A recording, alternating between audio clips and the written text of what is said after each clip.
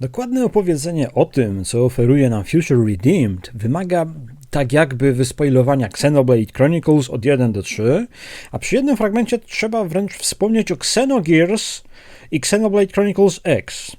O Xenosadze trzeba wspomnieć przy fragmentach minimum 2.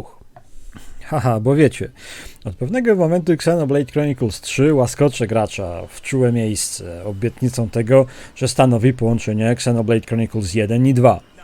I choć Melia i Nia we własnych osobach przyłączają się do nas, by naklepać temu złemu, całość kończy się gorzkawo, sugestią, że cała gra to był sen chłoptasia o jego catgirl waifu, no chyba, że faktycznie Noah znalazł przejście między światami. Future Redeemed obiecuje coś więcej już w intrze. Ale dobra, najpierw wspomniane spoilery pierwszych 2 gier. Pewien wesoły naukowiec imieniem Klaus nacisnął przycisk i to zmieniło wszystko. Stworzył sobie własny świat, w którym panował jako Bóg, Zanza, choć lepiej mu się rządziło, gdy miał awatara. Tym był główny bohater, Shulk, który wraz z pomocą komputera zarządzającego całym tym cyrkiem, czyli Alvisa, pokonał Zanzę i zmienił nieco skomplikowany w przemierzaniu świat nieskończonego oceanu z 2 gigantami w nieco praktyczniejszą planetę.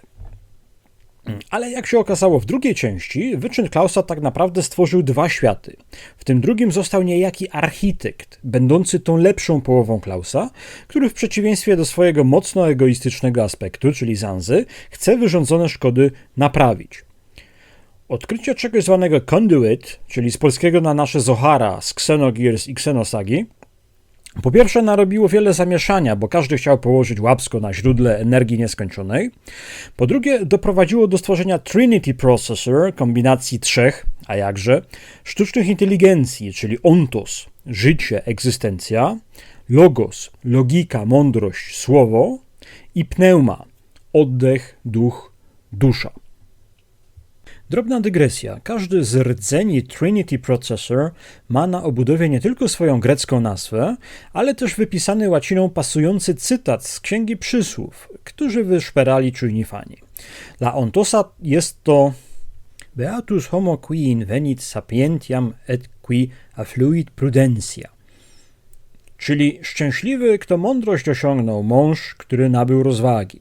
Dla Logosa jest to Odium suscitat rixas et universa delicta operit caritas.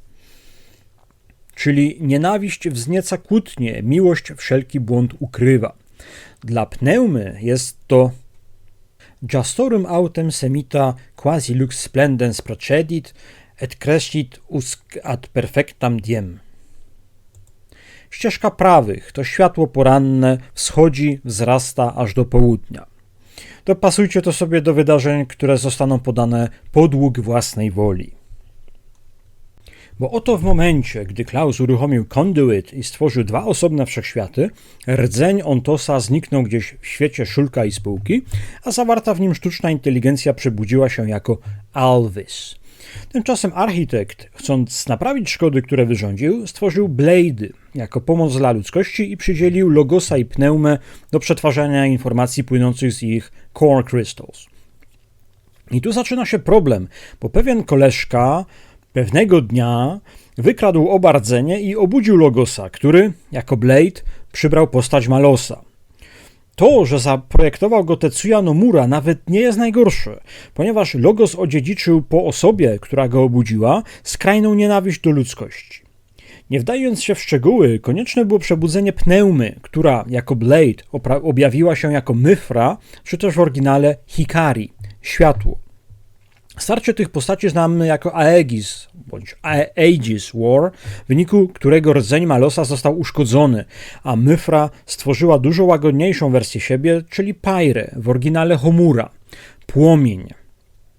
W wydarzeniach z Xenoblade Chronicles 2 niejaki Rex zostaje driverem Pyry i razem odbywają podróż do architekta i z powrotem, ale na potrzeby DLC do Xenoblade Chronicles 3 potrzebujemy jeszcze sięgnąć po jeden szczegół. Z dodatku Future Connected, który opowiada o Melii i Shulku. Spotykają tam oni bestię mgły, a finałowym bossem tej historii jest niejaki Fog King, czyli wielkie coś, o którym praktycznie nic nie wiemy, ale obecny dodatek podejmuje wysiłek wyjaśnienia tego. Fabuła Xenoblade Chronicles 3 opowiada o tym, jak to światy znane z poprzednich dwóch części zaczęły zbliżać się do siebie i grozić wzajemną anihilacją, co mieszkańcom tychże światów nie spodobało się tak bardzo, że po nawiązaniu kontaktu postanowiono zbudować Origin. Każdy świat stworzy półkule, które połączą się w całość podczas koniunkcji i stworzą arkę, w której zapisane jest absolutnie wszystko, a po przeniknięciu się wszechświatów zostanie odtworzone.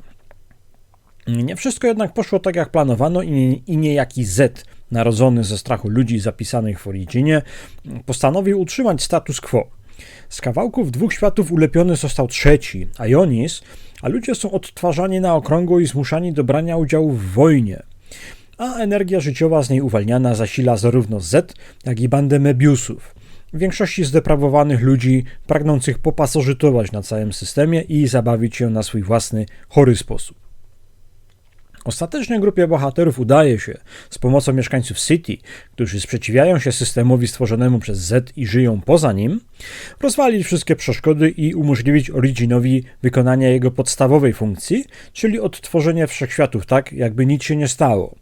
Czego niestety konsekwencją jest również permanentne rozdzielenie ekipy naszych głównych bohaterów, ale czy aby na pewno? W finale widzimy, że Noah zniknął, na podstawie czego można przypuszczać, że jednak spotkał się ze swoją Catgirl waifu.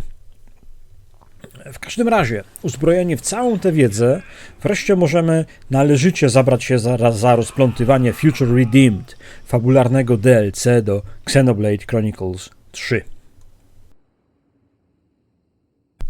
Już na samym początku widzimy, że gra spełnia marzenie o crossoverze części pierwszej i drugiej dużo lepiej niż Xenoblade Chronicles 3 kiedykolwiek to zrobiło.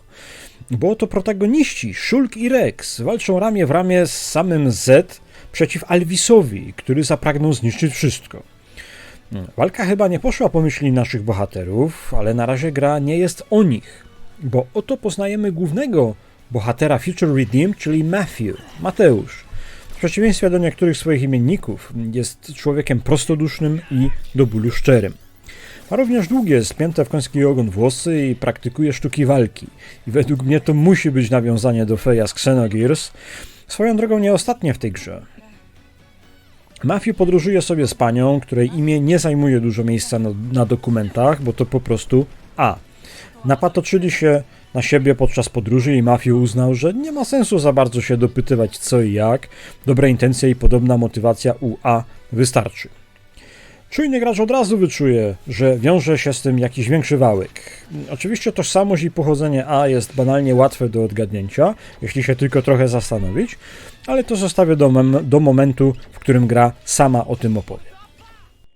Najważniejsza sprawa. Future Redeemed jest prequelem fabuły znanej z Xenoblade Chronicles 3 i dzieje się krótko po tym, jak N wybrał nieskończoność ze swoją Catgirl waifu i w ramach udowodnienia lojalności wobec Z zniszczył całe pierwsze City, co M opowiedziała nam na początku rozdziału 6 gry. Tutaj widzimy, że na dodatek przeszył mieczem wiekowego mentora i nauczyciela sztuk walki Matthew, a w wyniku jakiegoś magicznego wybuchu zaginęła też Nael, również Catgirl, która jest dla Matthew młodszą siostrą. Nasz porywczy bohater szuka jej oraz innych, którzy mogli się uratować z zagłady City i tak trafili do Cent Omnia, regionu świata Ionis, którego w podstawce nie mieliśmy szansy zwiedzić, nie bez powodu zresztą. O ile nie grałem w DLC do Xenoblade Chronicles 2, czyli Torna, to słyszałem, że do jego ukończenia konieczne jest wykonanie wszystkich sidequestów, co jest dość brutalnym sposobem na wydłużenie czasu gry. Future Redeemed robi to nieco subtelniej, podkopując się do pierwotnych instynktów niektórych graczy, a mianowicie wypełniania pasków postępu, 100%, wypełniania encyklopedii i sutego nagradzania za te wyczyny. W tym dodatku prawie każda czynność stanowi postęp w realizacji jakiegoś celu, zwanego Affinity Goal. Pokonywanie różnego rodzaju stworów, zbieranie przedmiotów, znajdowanie skarbów, odwiedzanie lokacji, wykonywanie sidequestów dla NPC-ów itd. Za wypełnienie określonej ilości zadań zyskujemy punkty, za które możemy kupić dodatkowe umiejętności dla postaci, efektem czego gra nie zmusza cię do rozciągania kilkunastogodzinnej gry na 30 parę godzin, bo najprawdopodobniej sam to sobie uczynisz i jeszcze będziesz się przy tym dobrze bawił, a już na pewno ja. Nasz wesoły koleżka Matthew wkracza na pole bitwy, zaaranżowane, a jakże, przez Mebiusów. Walczą tam na śmierć i życie, ale głównie na śmierć. Dwie postacie, które podejrzanie kogoś przypominają. Nicol, blondwłosy chłopak, który nie może mieć własnego przywoływanego oręża, dlatego zmajstrował sobie obronny plecak, oraz Glimmer, która w japońskim oryginale nazywa się Kagiroi, co znaczy podmuch ciepłego powietrza. I dodatkowo jej japońska aktorka grała wcześniej Pairę.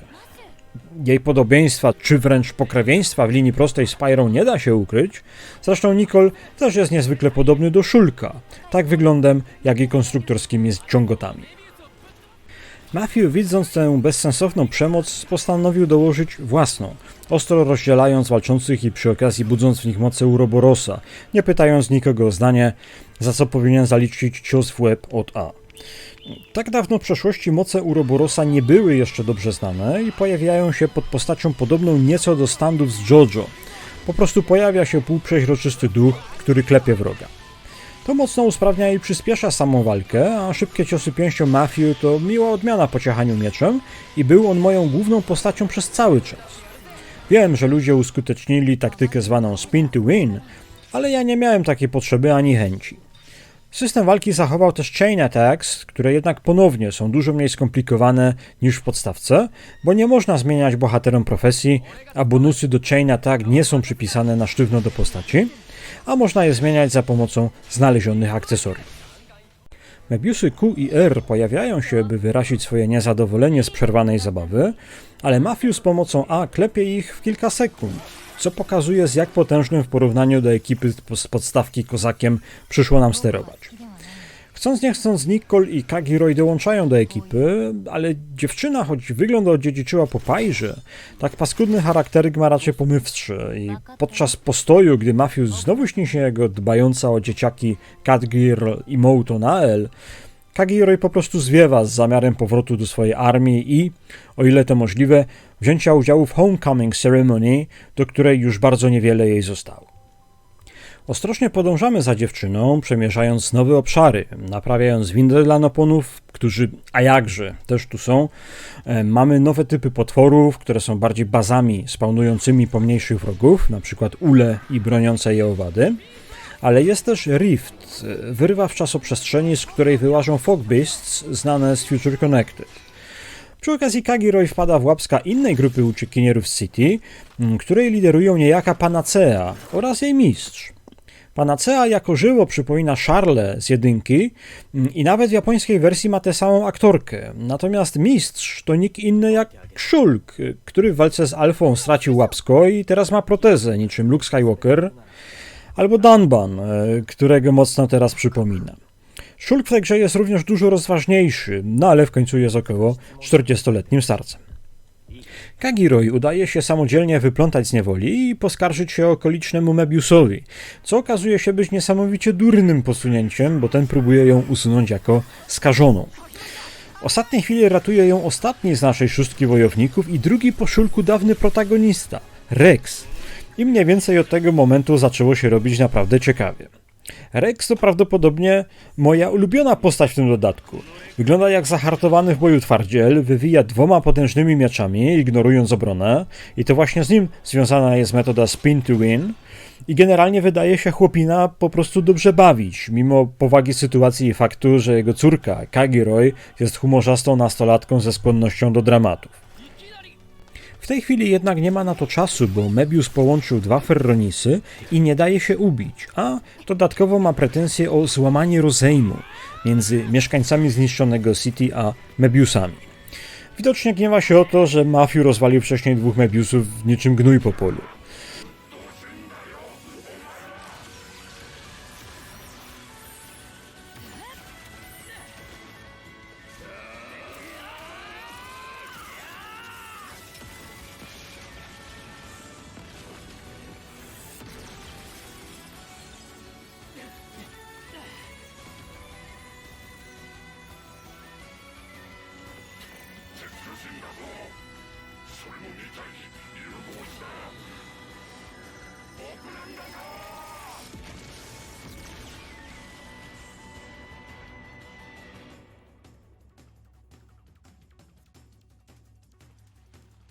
Ostatecznie wróg ginie marnie, pozostawiając po sobie krater i tonę żelastwa, ale do tego obszaru będzie można dotrzeć dopiero nieco później.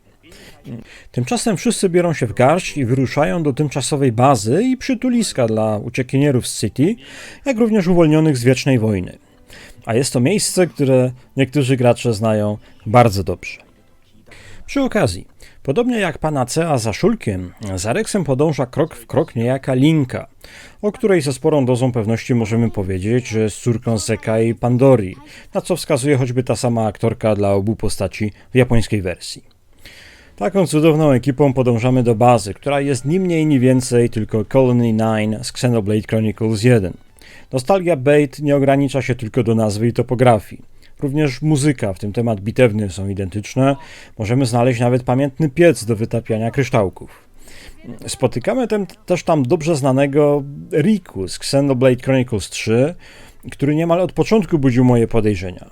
Jak się okazuje, nie tylko jest legendarnym rzemieślnikiem, ale istnieje w tym pośrednim świecie niemal od samego początku. Naprawia bronię, a jego tata podróżował z Melią, więc prawdopodobnie jest to syn Rikiego.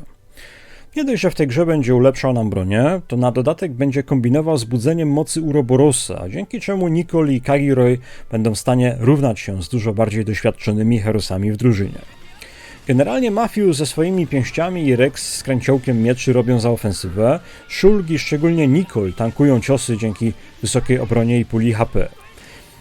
I przede wszystkim Kagiroy leczą drużynę i nie mogę nie wspomnieć o tym, że podczas ataków specjalnych ta druga zmienia swoją lancę w wiolonczelę i dźwięk, który jej magiczna broń wydaje, jest niemal identyczny z dźwiękiem błędu Windows. Matthew oczywiście nie zapomniał o Nael, bo o Nekomimi się nie zapomina. Natrafiamy na jej ślady i nasz chłopak przypomina sobie kolejne momenty, tym razem przykre. Dzieciaki, które były pod opieką naszej młodszej siostry, zostały wymordowane podczas jednego ze starć Agnus i Keves i tak, gra znienacka pokazuje ci martwe dzieci. To traumatyczne zdarzenie obraca w pył odporność emocjonalną Nael, a w pobliżu kręcą się siły, które tylko na to czekają. Bardzo efektowną rzeczą w Future Redeemed są Ether Lifts. W Xenoblade Chronicles 3 mogłeś ślizgać się po rozpiętych linach, co już wtedy wyglądało fajnie, natomiast magitekowe Ether Lifts mogą rozciągać się w różnych kierunkach, na przykład w górę. Jasne, ich funkcja jest identyczna i nie jest to interaktywne przeżycie, ale wygląda po prostu kozacko. Dzięki temu bajerowi docieramy do nowego obszaru, w którym Rex rozpoznaje fragment starożytnych ruin, gdzie, jeśli dobrze pamiętam, dostał solidne wciry w swojej grze, a my docieramy aż do jeziora, gdzie ekipa rozbija obóz. Naszym celem jest majaczące w oddali Prison Island i Valag Mountain, kolejne słynne lokacje z jedynki, skąd będziemy mogli coś zadziałać w sprawie opanowanego przez Alfę Origin. Ekipa dociera do jeziora, nad którym jest most prowadzący do finałowej lokacji, ale wtedy dzieje się wiele ważnych fabularnie rzeczy naraz, a po rozplątaniu ich okazuje się, co następuje. Tajemnicza inaczej A to ludzka część Alfy, która odłączyła się od niego w wyniku eksplozji w City. Myśl o niej jak o sumieniu sztucznej inteligencji, bo choć Alfa został w postaci Alvisa, to tak naprawdę A posiada wspomnienia i emocje ze wspólnych podróży z Szulkiem, a ten nie może się powstrzymać od znaczącego uśmiechu wobec faktu, że Alvis przyjął teraz żeńską postać. Żarty żartami, ale żeńska postać A i męska Alfa bardzo łatwo można podpiąć pod Xenogears, jak zresztą parę innych rzeczy, tak z Xenoblade Chronicles 3 oraz Future Redeemed, ale o tym później, obiecuję. Alfa, zgodnie z obowiązującą modą wśród sztucznych inteligencji posiadających olbrzymią kontrolę, uznał, że najlepsze dla ludzkości będzie skasowanie wszystkiego, co znajduje się w Origin i utworzenie nowego, pozbawionego przemocy świata wraz z ludźmi z City. Przypomina to oczywiście wątek Kreliana, czy też Karellena z Xenogears, który podążając ścieżkami sefiriotycznymi pragnął odrzucić wszystko co ludzkie i dołączyć do prawdziwego Boga.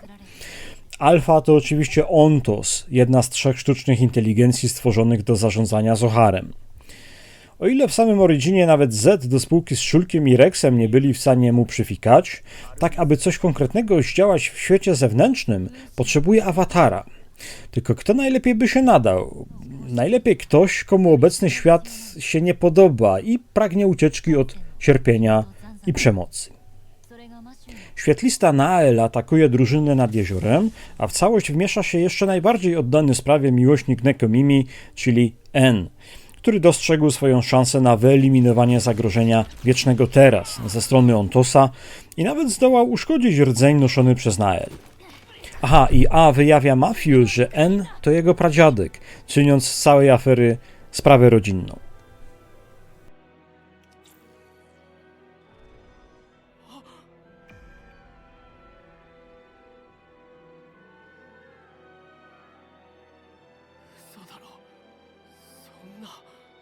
Sprawa jest poważna, bo zagłada z zarządzanego przez Alfę Origin jest coraz bliżej i należy się do finałowej wyprawy należycie przygotować.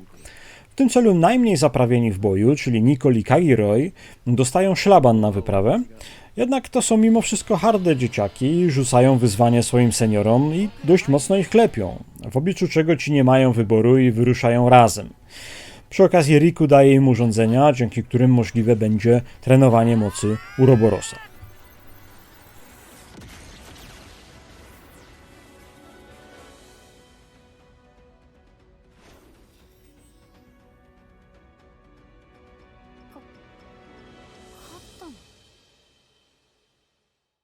Droga przez Prison Island i Valak Mountain jest tyleż interesująca, co uboga w zdarzenia fabularne, za wyjątkiem potwierdzenia, że Riku dostał specjalny miecz Lucky Seven od Meli i ma czekać, aż pojawi się ktoś godny władania nim. Jest to dar podobnej mocy, co miał moc Uroborosa od Nii, bo generację później Noah będzie używał tego miecza do niszczenia Flame Clocks i uwalniania ludzkich istnień spod władzy Mebiusów, a później zyska moc Lucky Seven, gdzie wyjmuje ostrze z czerwonej obudowy, która zmienia się w rękawicę. Pamiętamy kogoś z Future Redeemed, kto również używa czerwonych rękawic? Na atrakcyjnym turystycznie kamiennym tarasie, tuż pod samym Origin, atakuje nas En. Matthew widział, jak jego dziadek Gondor jest nabity na miecz En. Nasz złamany miłośnik Nekomimi nie wahał się zamordować własnego syna. A co dopiero wnuka, szczególnie, że uważa, że to właśnie Matthew trzyma Nael myślami w tym świecie. Po jego zgładzeniu Alpha powinien stracić swojego awatara, co ułatwi mu zadanie odzyskania kontroli nad Origin.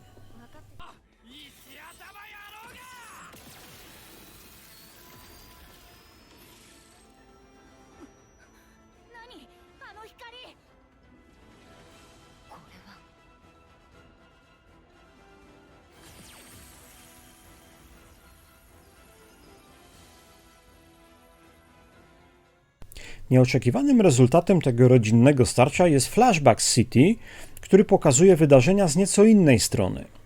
Bo oto Nael, będąca już awatarem Alfy, zbiera mieszkańców City i przygotowuje ich do odejścia. Na to pojawia się wkurzony dziadek Gondor, ale również i pradziadek En, który chce powstrzymać Nael i wdaje się z nią w walkę. Gondor chce chronić Catgirl i praktycznie sam nadziewa się na miecz En, swojego ojca, który jednak mimo to żadnych silniejszych emocji w tej sytuacji nie okazuje. I to Gondor, wyzwalając moc Uroborosa, niszczy pokaźną część City w nadziei, że uda mu się w ten sposób wybić Alfę z Nael, ale zamiast tego tylko oddzielił A od reszty Alfy. No niech będzie, nie pogardzimy.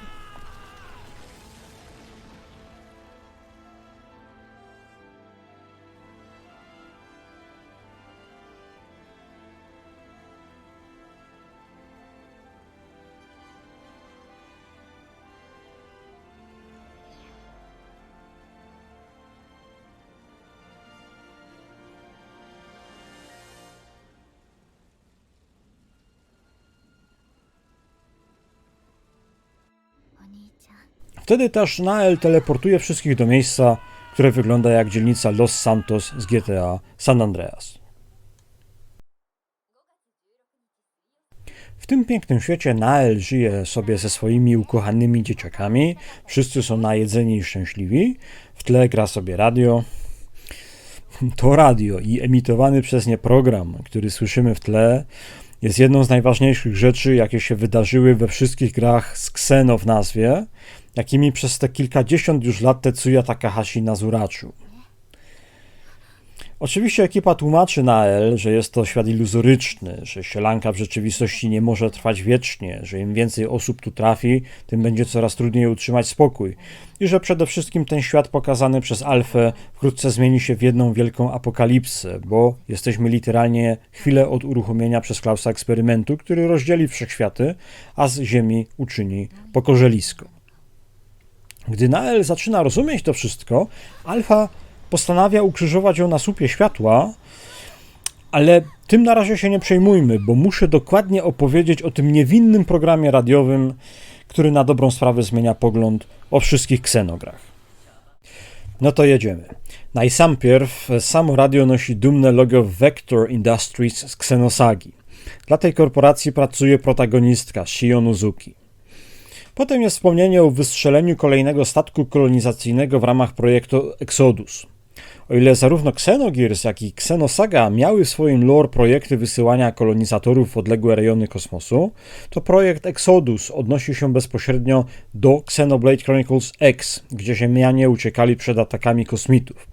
Tych tutaj nie ma, przynajmniej na razie, ale X zostało powiązane z główną serią i tak już zostanie. Dodatkowo statek kolonizacyjny dotrzeć ma do gwiazdozbioru Strzelca, gdzie, uwaga, w linii czasowej pokazanej w Xenogears Perfect Works powstać miało Neo Jeruzalem. Kolejnym, tym razem bardziej luźnym już nawiązaniem jest wspominka o nowej klasie długodystansowych statków kosmicznych Philadelphia. Niektórzy ludzie do tej pory wierzą w tzw. eksperyment filadelfijski, gdzie rzekomo armia Stanów Zjednoczonych kombinowała z elektromagnetycznym kamuflażem dla swojego okrętu, jednak z rozpędu go teleportowała do innego portu, a załoga albo oszalała, albo ich kończyny utknęły wewnątrz ścian i pokładów, albo jedno i drugie. Nikt nigdy nie przedstawił wiarygodnych dowodów na to, że coś takiego miało w ogóle miejsce, ale dla nas najważniejsza w tej bajce jest nazwa statku, który rzekomo miał zostać poddany zniknięciu w eksperymencie filadelfijskim – Eldridge. Czyli tak samo jak statek kosmiczny transportujący Deusa, widoczny w intrze Xenogears. Prawa do Xenogears dalej należą do Square Enix, Xenoblade Chronicles X dalej w głównej mierze pozostaje dość osobną bajką, natomiast z Xenosagą jest chyba nieco łatwiej, bo Bandai Namco i Nintendo dość mocno się lubią. Dlatego w dalszej części przekazu radiowego wspomniany jest jasno i bezpośrednio sam Dmitrij Jurjew, który najwięcej ma do powiedzenia w Xenosadze 3. Wspomniana jest też ochrona praw Saviorit, co bardziej obeznani interpretują jako analogię Live Recycling Act z lore Xenosagi. W wyniku jej postanowień powstały cyborgi, takie jak nasz dobry znajomy Ziggy oraz inne niestandardowe formy życia. Z jednej strony Future Redeemed osadza obie serie w jednym uniwersum i nawiązuje do Xenosagi tak mocno, że aż wspomnienie o prawach autorskich należących do Bandai Namco znajduje się w notce prawnej gry, możliwej do podejrzenia z menu głównego konsoli. Z drugiej strony zastanawia mnie, czemu takie bądź co bądź bardzo ważne informacje są schowane literalnie w tle, podczas gdy główni bohaterowie przeżywają poważne rozterki moralne i jest dużo emocji. To się tyczy zresztą paru innych szczegółów, o których będę jeszcze mówił, ale podsumowując. Łatwy do zignorowania przekaz radiowy literalnie łączy kilkadziesiąt lat serii tworzonej przez Tetsuya Takahashiego i oznajmia, że Dmitrij Jurjew z Xenosagi i Klaus z Xenoblade żyli na tej samej planecie i w tym samym czasie. I może nawet wiedzieli o sobie. Bez wiedzy i zgody obecnego posiadacza praw do Xenosagi to połączenie nie byłoby możliwe. Resztę niestety na chwilę obecną musimy dopowiedzieć sobie sami.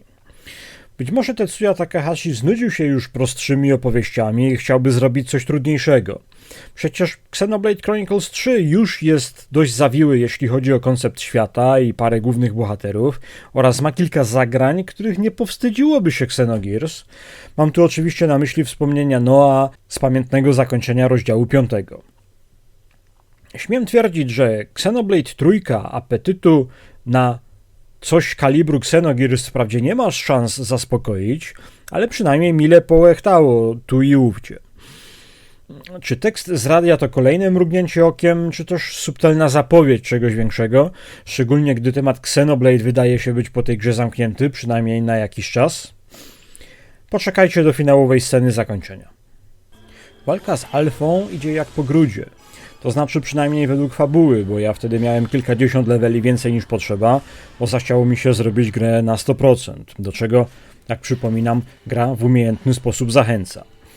Szczególnie Shulk i Rex mają traumę, bo jedną walkę z nimi już przegrali, dostając przy okazji srogie baty.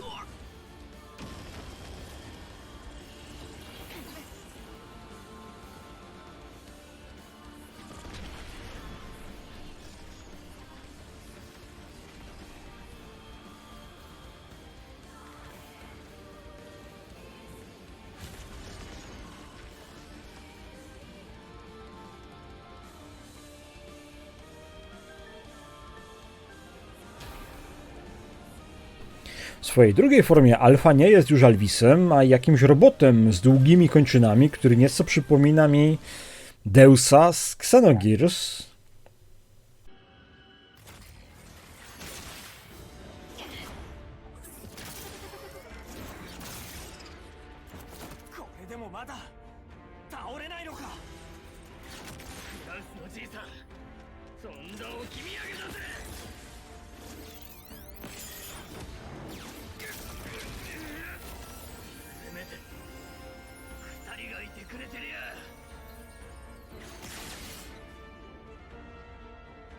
W to wszystko wtrąca się też N, który wychodzi z założenia, że wróg mojego wroga jest moim przyjacielem i budzi pełną moc Uroborosa w Mafio i spółce.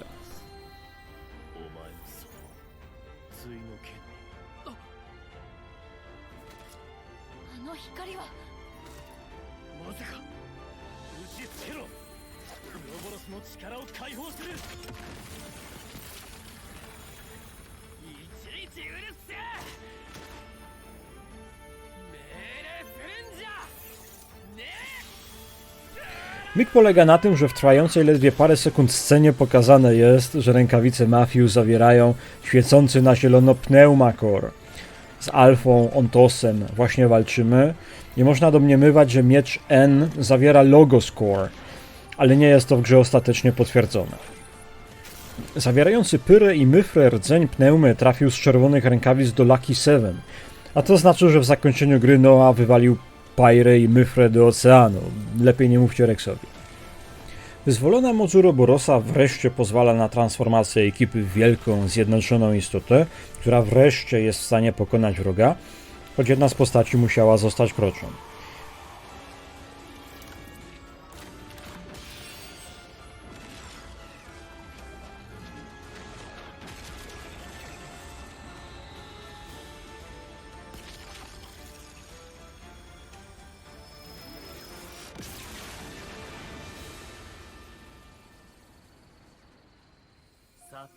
O ile udało się naklepać sztuczną inteligencję z mesjanistycznymi zapędami, to jednak równocześnie oznacza to, że świat tymczasowy będzie kontynuował swój cykl wojny i chorych zabaw Mebiusów, do czasu aż zjawi się jakiś kozak, który będzie w stanie przekonać N do zmiany zdania, tym czy innym sposobem. Mimo to ci, którzy nie są częścią danych w Origin i de facto są w tym świecie nieśmiertelni, Nia, Melia, Shulk, Rex, Riku i może jeszcze ktoś, dali nadzieję na to, że pewnego dnia cykl zostanie przerwany i dwa różne światy zostaną odtworzone tak, jak pierwotnie zamierzano.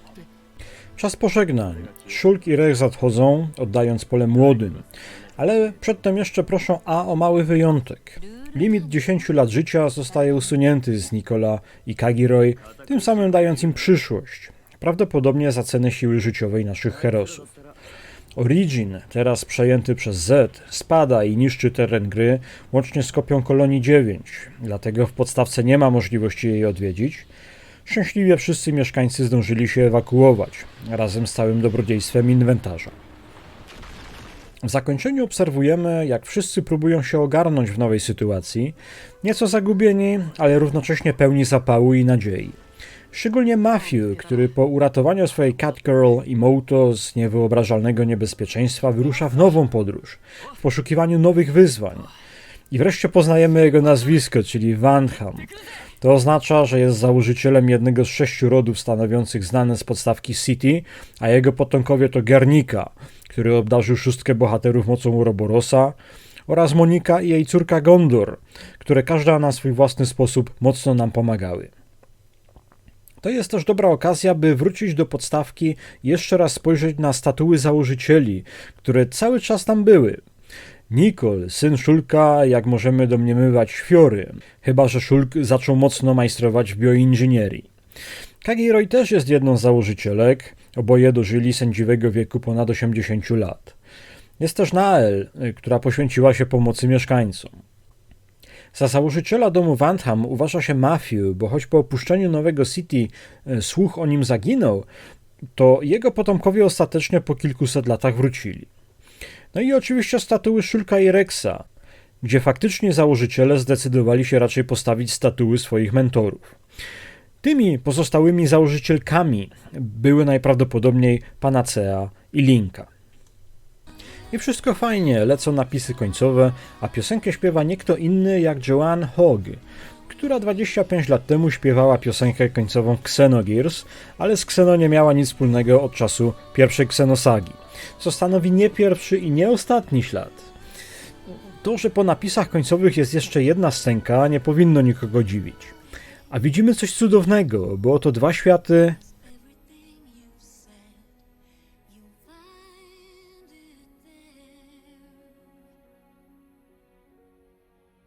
wreszcie łączą się w jeden. Tak więc to, co było tylko bardzo subtelnie sugerowane w zakończeniu podstawki, sprawdziło się. Noah znalazł swoją Mio, ale jest jeszcze coś. Widzimy, jak do planety zbliża się jakiś obiekt. Nie ma jasnej odpowiedzi na pytanie, czym ten obiekt jest. Niektórzy przypuszczają, że jest to Elma, pragnąca ostrzec ludzkość, ale najprawdopodobniej jest to kosmos, która w zakończeniu Xenosagi 3 została zostawiona wirująca w przestrzeni kosmicznej. Jeśli tak faktycznie jest, to byłoby to piękne zwieńczenie dotychczasowych gier Tetsui Takahashiego. Postgame cofa nas do ostatniego save pointa i dodaje nam Nael do drużyny, czy nam się to podoba, czy nie. Nie ma ona skilli do wykupienia za realizację Affinity Goals, ale może to i lepiej. Zyskujemy też możliwość obniżenia leveli postaci i dzięki czemu łatwiej jest nagrindować punkty doświadczenia na silnych potworach, co zresztą nie trwa jakoś specjalnie długo. Zrobiłem 100% Affinity Goals i jako ostatniego ubiłem Smoka Superbossa, idealnie w sam poranek dnia premiery nowej Zeldy, co było szczególnie satysfakcjonujące, a całe to dzieło zajęło mi około 34 godzin grania. Właściwie to jest najlepsze określenie tej gry według mnie. Satysfakcjonująca, tak pod względem gameplayowym, jak i fabularnym. Podstawka w ostatnich rozdziałach trochę obiecywała, że będzie stanowić swego rodzaju podsumowanie pierwszych dwóch gier, ale ostatecznie nie za wiele z tego wyszło. Owszem, Melia i Nia coś tam opowiedzą, ale nie było tego dostatecznie dużo według mnie, a jej moc fabuły z rozdziału 5 gdzieś się ulotniła. Future Redeemed jest konkretny od początku do końca, zawiera od groma nawiązań i odpowiedzi dotyczących wcześniejszych gier i więcej. Jawnie nawiązuje do Xenosagi i innych Xenogier, czego się za bardzo nie spodziewałem i nawet takie szeptane i poukrywane wspominki były dla mnie, tak, zgadliście, satysfakcjonujące. Co teraz? Future Redeemed bez wątpienia zamyka pewien rozdział i jest tym, na co czekałem, choć nawet nie byłem przedtem za dokładnie pewien na co. Temat remake'ów Xenosagi został kiedyś zestrzelony, ponieważ Bandai Namco obliczyło, że to się nie opłaca, ale może sytuacja się zmieniła. Albo Tetsuya Takahashi i Monolith Soft jako kolejną zaproponują nam grę, w której wątki z Xenosagi, a przynajmniej kosmos, będą grały główną rolę. Przyszłość została odzyskana, teraz pozostaje tylko na nią poczekać.